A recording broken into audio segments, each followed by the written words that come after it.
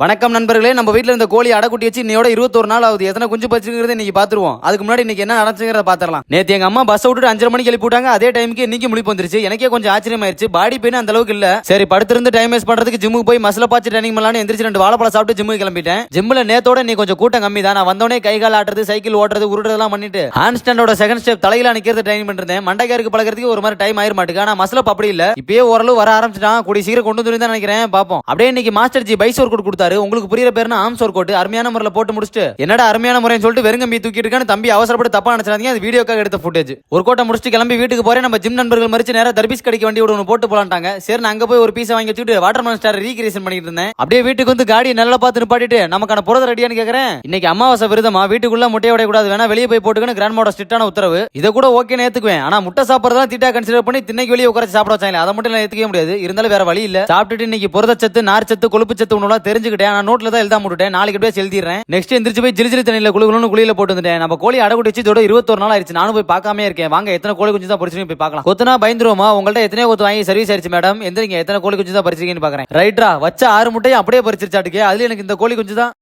ரொம்ப பிடிச்சிருக்கு. அப்படியே கையோட கோழியை பிடிச்சி கீழே விட்டுட்டு கூடையை கிளியர் பண்ணிட்டு எனர்ஜிக்கு 2 வாழைப்பழத்தை சாப்பிட்டு தண்ணியை குடிச்சிட்டு ஏட்டிங்க முடிச்சிட்டேன். நைட்டு நம்ம பார்ட்னர் அட்டிக்கு போனா டீ டைம் போலானாரு. சரி அங்க போய் ஹார்லிக்ஸை போட்டு வீட்டுக்கு வந்து சாப்பாடை போட்டு தூக்கத்தை போட்டு நீங்க ஒரு ஃபாலோ போட்டுங்க. நம்ம நாளைக்கு பார்க்கலாம். பாய்.